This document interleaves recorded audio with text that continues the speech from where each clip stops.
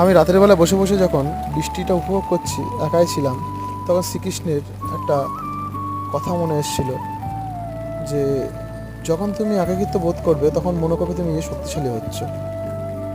কারণ একটা মানুষ একা থাকা মানে সে শক্তিশালী হওয়া, নিজেকে অনেক শক্তিবান তৈরি করা, আগামী দিনে লড়ার জন্য নিজেকে ক্ষমতাশীল তৈরি হওয়া।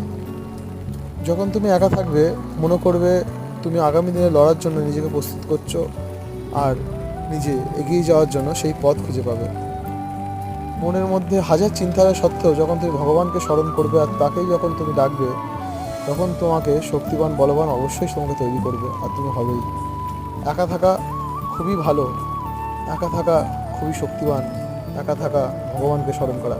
এই জন্য একা থাকলে নিজেকে সবসময় শক্তিবান মনে করবে আর তুমি ভগবানকে স্মরণ করবে। বলো হরে কৃষ্ণা, রাধে রাধে।